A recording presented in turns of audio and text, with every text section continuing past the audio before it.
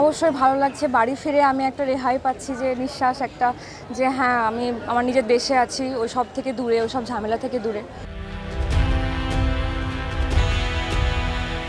দীর্ঘ প্রতীক্ষার পর বীরভূম ফিরলে কেমন লাগছে? অবশ্যই ভালো লাগছে। বাড়ি ফিরে আমি একটা রেহাই পাচ্ছি, যে নিঃশ্বাস একটা, যে হ্যাঁ আমি আমার নিজের দেশে আছি, ওই সব থেকে দূরে, ওই সব ঝামেলা থেকে দূরে। অবশ্যই ভালো লাগছে। ওইখানে কীরকম পরিস্থিতি দেখেছো? পরিস্থিতি বলতে মানে আমার চোখে দেখা পরিস্থিতি আমাদের নেই, কারণ কি আমাদেরকে যেহেতু বেরোতে একদমই মানা করা হয়েছিল। তো আমার কানে শোনার যদি পরিস্থিতি বলি, তাহলে মানে স্টুডেন্ট মানছে না, ওখানে ভারতীয় বা বিদেশি কিছু মানছে না।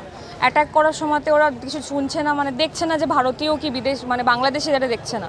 আর অবশ্য আমাদের ইন্টার্ন ডক্টরও মারা গেছে ওখানে, মানে ফরেনার আর কি, ভারতীয়।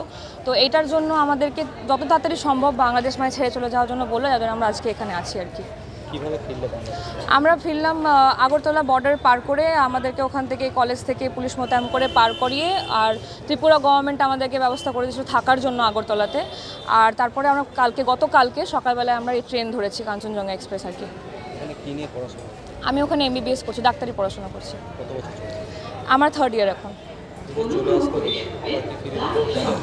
অবশ্যই ফিরে যেতে হবে। এত টাকার ইনভেস্টমেন্ট, আমাদের তো শুধু পড়াশোনা নয়, আমাদের বাবা মা রক্ত ঘাম করে ওখানে টাকার ফিজ দিয়েছে। এবার যদি আমরা না যাই, আমরা এই ফিজ কোনোদিনও ফেরত পাবো না। তো যদি সিচুয়েশান ঠিক হোক আর না হোক, আমাদেরকে ফেরত যেতেই হবে।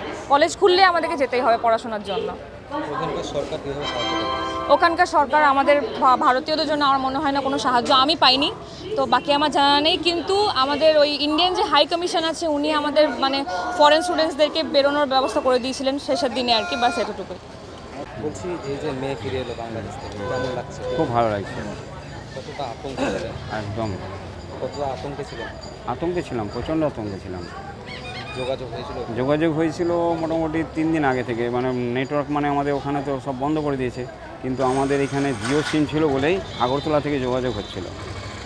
আগরতলা টাওয়ার ক্যাচ করছিল। কী করতো মেয়ে? হ্যাঁ, মেয়ে ওখানে কী করতো? মেয়ে পড়াশোনা করে MBBS।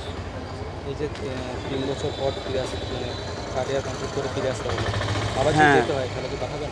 যদি পরিস্থিতি ভালো থাকে তাহলে চেষ্টা করবো পাঠাবার। আর যদি সেরকম না হলে, আমরা যদি ভালো হয়, যদি এদিকে হয়ে যায় তাহলে খুব ভালো। আমরা পাঠাতে চাইছি না মেয়ে বলে, যদি এখানে হয়ে যায় তাহলে ওখানে পাঠাবো না। মেয়ের কাছে কী জানলেন, সরকার কীভাবে সাহায্য করেছে? ওখানে সাহায্য সরকার বলতে গেলে ওদিকে সরকার মানে প্রশাসন সাহায্য করেছে, ওদেরকে বর্ডার অবধি পৌঁছে দিয়েছে, কিন্তু কলেজ কর্তৃপক্ষ কোনো খোঁজ খবর রাখেনি। কলেজের কোনো প্রফেসর বা ডাক্তাররা কোনো খোঁজ, হসপিটাল বলতে একটা, কিন্তু ওরা এখানে কোনো খোঁজ খবর রাখেনি যে কেমন আছো, তোমরা কী করছো। 9 জন ছিল, পরে বাকি সব চলে গেছিলো।